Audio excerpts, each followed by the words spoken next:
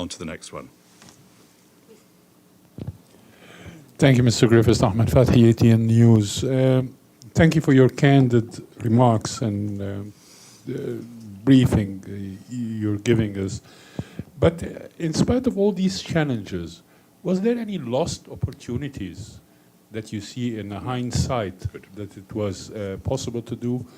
And what would you advise your successor when you end your term, when he or she assume your position? Thank you. Whatever nationality they may be, of course. It's an open competition. Inshallah. Yeah. Lost opportunities. That's a very good question. I personally feel that we have lost opportunities in Afghanistan. You know, one of the interesting stories about Afghanistan is that you did not see the great outflow that was predicted of people in 2021. And that was because, this is not a lost opportunity, this has actually worked, because there was huge efforts, including by ourselves, but ICRC, UNICEF and others, to maintain basic services so that people could stay and not run for the exits. And that's still the case. Because security in Afghanistan is improved, of course, under the current rule. But I think we have lost some opportunities to engage further.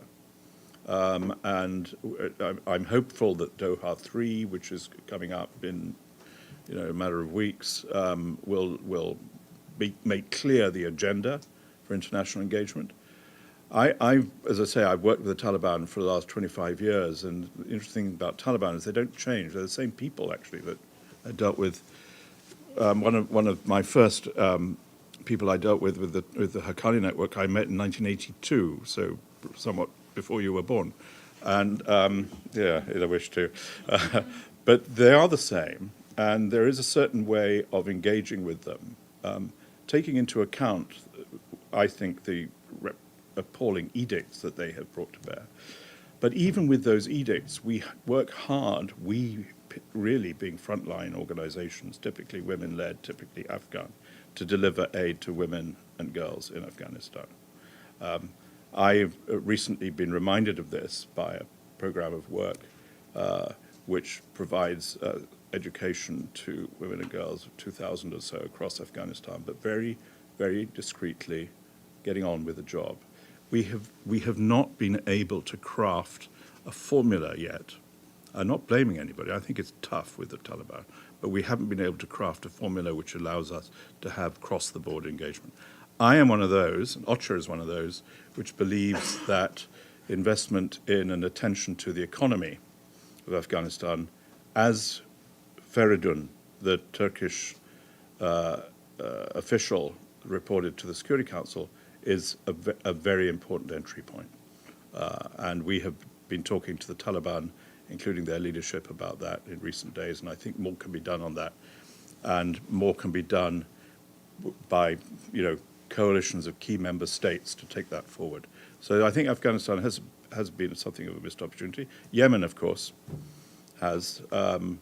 I give huge credit to the Kingdom of Saudi Arabia for the work it did and it has done to develop that peace agreement. Hans Grunberg is an extraordinary special envoy, and now we see it at risk because of the war. I was reminded by one key ambassador here the other day. I said, what will encourage, what needs to happen to get Ansar Allah to stop bombing ships in the Red Sea and another impediment to world trade?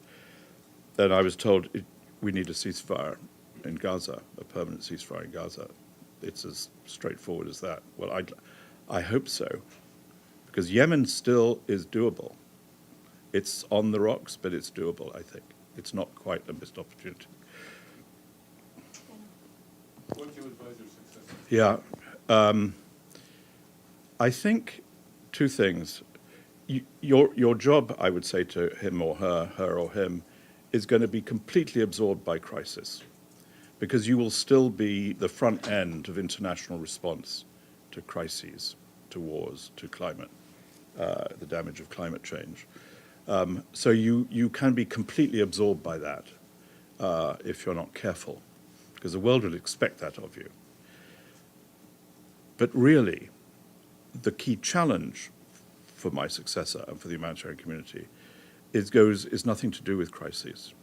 It's to do with changing the way we operate our humanitarian operations, that we shift it into gear by establishing clear and honest relations with local communities and let them tell us what they need and what they want. That we actually make a reality of the rhetoric that is often used about empowering communities, that we make that the central proposition, that we make that our programming guide, that we make that the definition of what people actually need. Because, by the way, there's all the evidence you need around the world that they are much more efficient at identifying what they need, and we need efficiency. So we have a project in OCHA in 5 or 6 countries which is trying to do that, is trying to flip so that you program from the community, not from the capital. And it's already getting a huge take-up from different countries and humanitarian coordinators from different countries because it's so obviously the right thing to do. So yes to crises, but yes to reform. Thank you, Undersecretary General, for your work, also for this briefing, and I wish you well for the future. It's been a Schwinghammer with it.